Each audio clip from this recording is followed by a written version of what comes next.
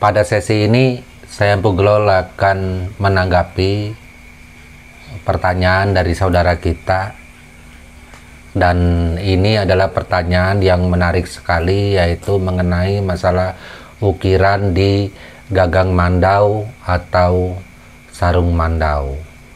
Jadi pertanyaannya itu yaitu, Empu, untuk mengukir gagang mandau atau membuat gagang mandau atau sarung mandau, apakah itu memakai mesin, memakai parang, atau memakai pahat, menjadikan dari awal hingga selesai termasuk ukir-ukirannya. Jadi sebenarnya untuk pembuatan proses sarung mandau seperti ini kan sarung mandau. Seperti ini sarung mandau. Awal mula kita membuatnya tentunya kita mepes kayu gerunggang ini memakai parang atau memakai mandau.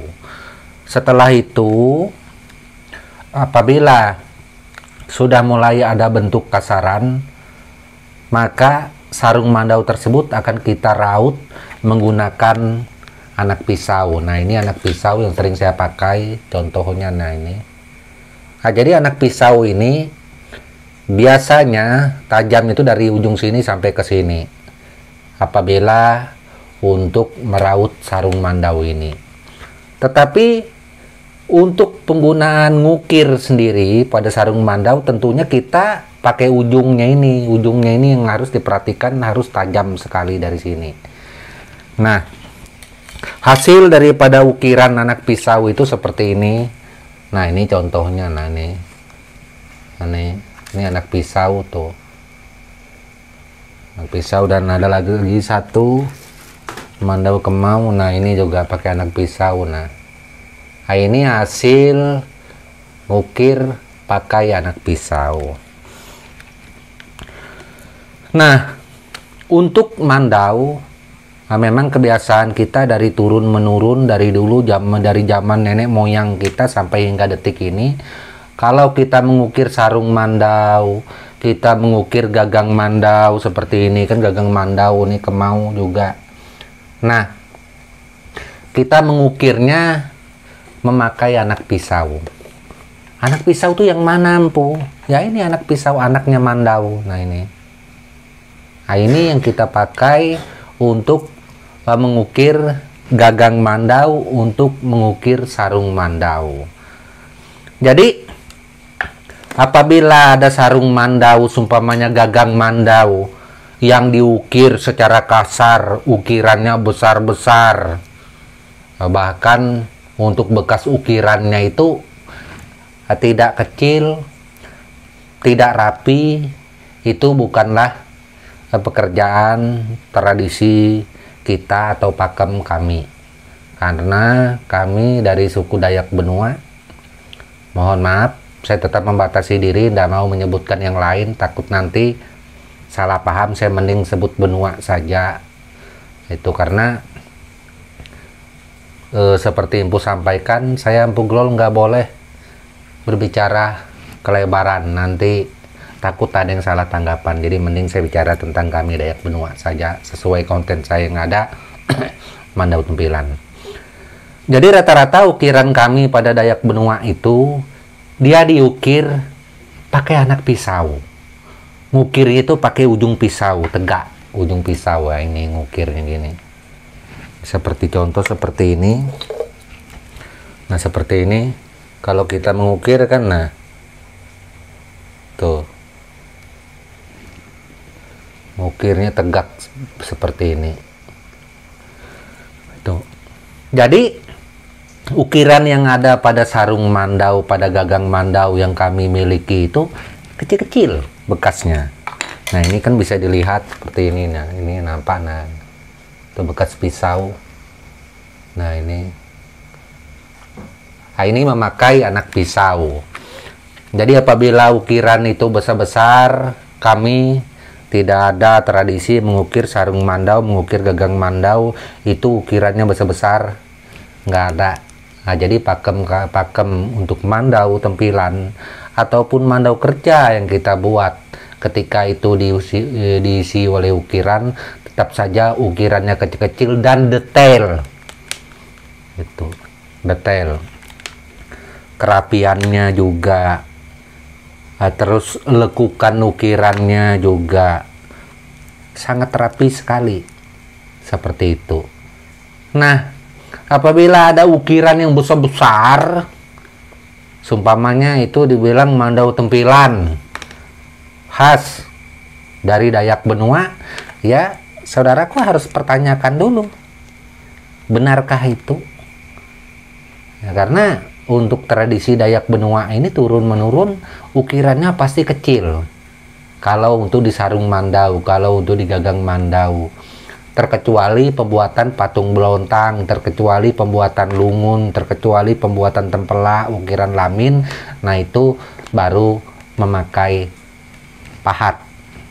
Untuk disinilah letak ukiran tersebut pada mandau, sarung ataupun gagang yang dikatakan dalam bahasa Inggris yaitu handmade, pekerjaan yang memang sangat rumit, pekerjaan yang memang sangat teliti. Nah, di sini dibutuhkan orang-orang yang memang biasa memegang pisau.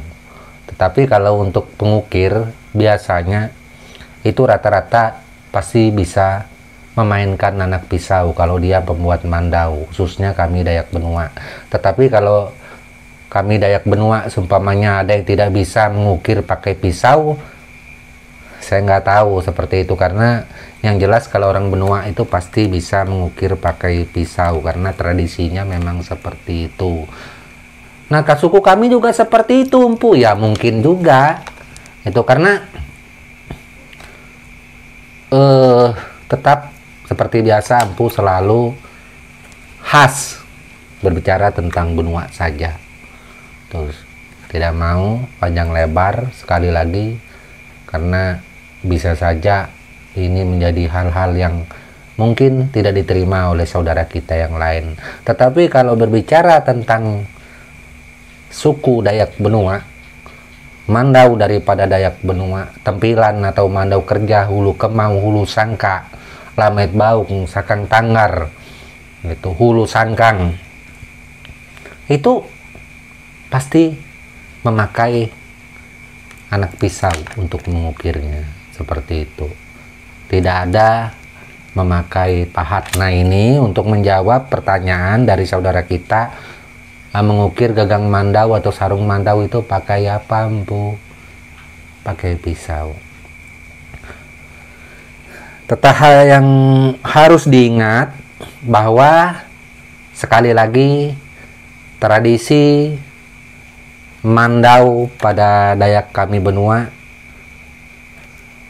harus pakai anak pisau. Kalau toh memang ada yang membuat tidak pakai anak pisau, ukirannya pakai pahat segala macam, ukirannya besar-besar, nah seumpamanya ya mohon maaf, kemungkinan itu bukan khas kami. Tetapi Empu ini katanya dari Benua, seumpamanya ya mungkin saja, tetapi bukan orang Benua yang membuat, bukan orang Dayak Benua yang membuat.